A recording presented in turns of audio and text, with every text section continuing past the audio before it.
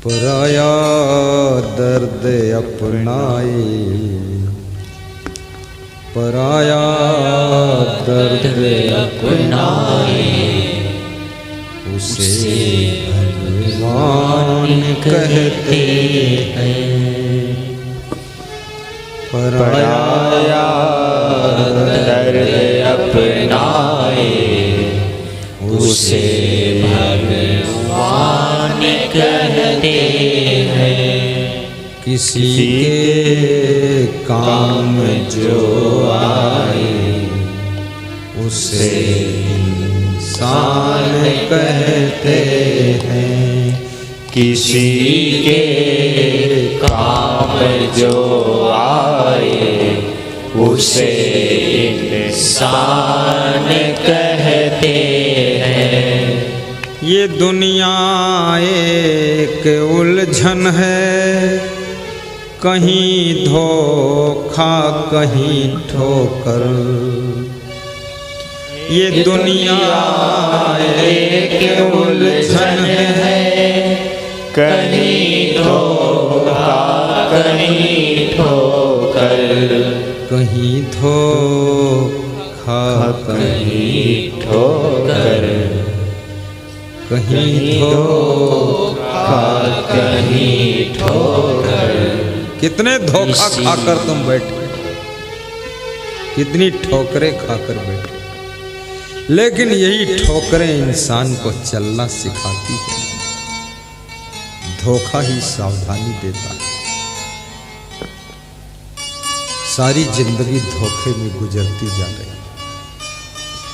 ये दुनिया एक उलझन है। जो शादी करने में धोखा खा गए वो भी बहुत दुखी।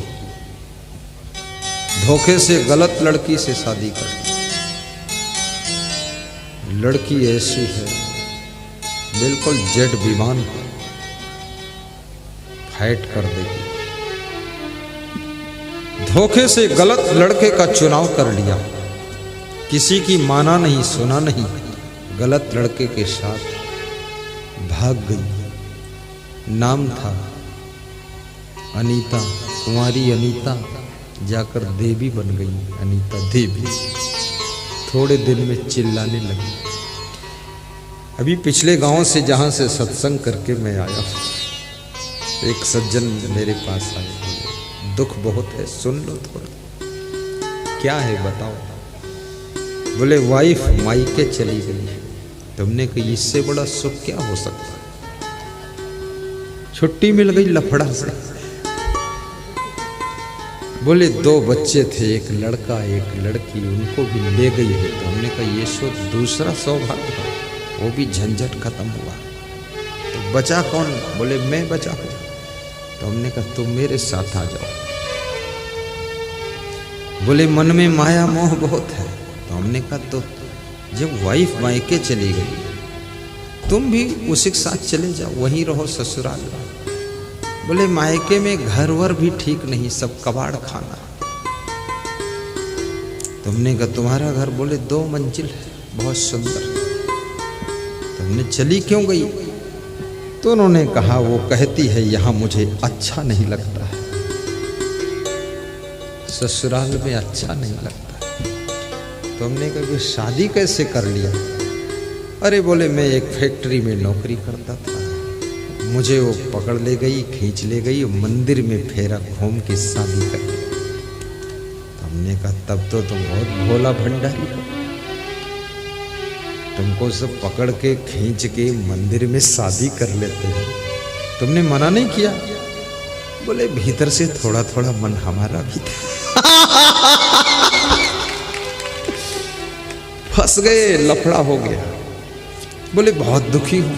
तुमने कहा अच्छा है, दुख है, कम से कम चेतना जाग जाएगी, झेलो। कहीं कबीर नर झेलिक झेला, कहीं कबीर नर झेलिक झेला, और पति पत्नी नरक में ठेली में ठेला। अब झेलो जाकर। जिस नारी को अपने पति के साथ अच्छा नहीं लगता है, ससुराल में अच्छा नहीं लगता, जहां पति रहता वहां अच्छा नहीं लगता, इसके पीछे क्या रहस्य है।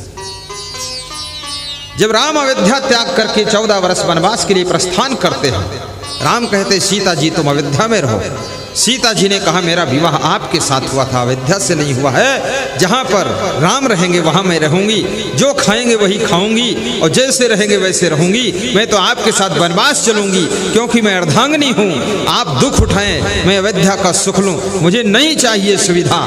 आपके साथ कांटों की राह पर चलने को तैयार हूँ। उसका नाम धर्म पत्नी होता है। ये किस मॉडल की धर्म पत्नी है? अपने ससुराल में अपने सास ससुर के साथ, पति के साथ उसको अच्छा नहीं लग रहा, मायके में अच्छा लग रहा। क्यों अच्छा लग रहा? क्या कारण है? बोले वहां तो बहुत गरीबी है मायके में गुड़ते हो। हमने कहा गरीबी है लेकिन कोई उसका प्रीतम करीबी है, इसलिए वहां रहे। तुम गरीबी लिए बैठो, पागल औरत है, महापागल तुम हो। क्या लफड़ा बना रखा। जिनको बेविचार करना है, भ्रष्टाचार करना है, उनको शादी नहीं करना चाहिए। आवारा घूमो, न पति का लफड़ा न पत्नी का लफड़ा, बर्बाद हो जाओ जाकर। लेकिन ये पत्नी को लफड़े में क्यों डालते हो? शादी करके नौटंकी क्यों करते हो? शादी किया है तो पत्नी को भी दुख मत दो, पति को भी दुख मत दो, दारू भी मत पियो।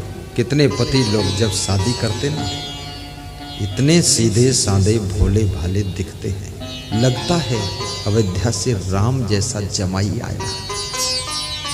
शादी होने के बाद 1 साल के बाद फिर वो रावण का रूप प्रकट करते हैं।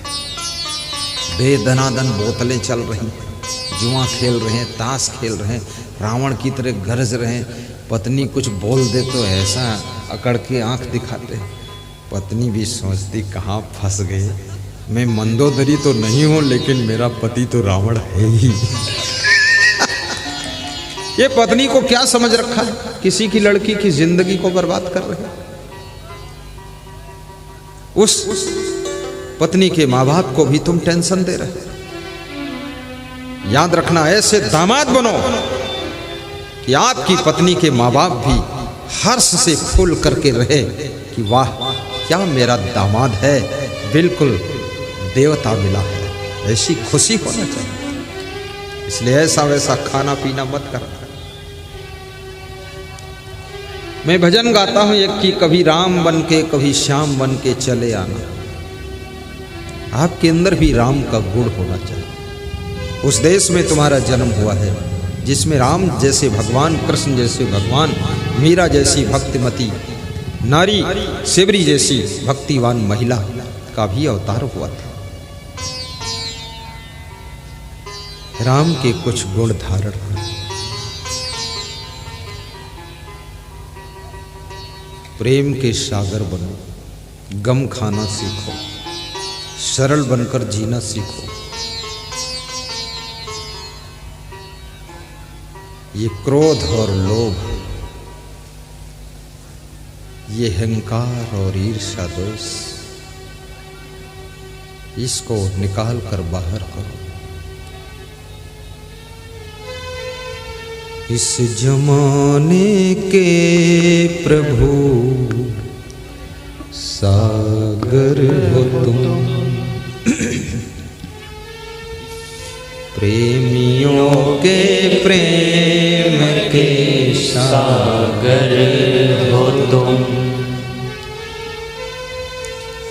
सारे प्रेमी सर झुकाने आ गए, तेरे दर पे सर झुकाने आ गए।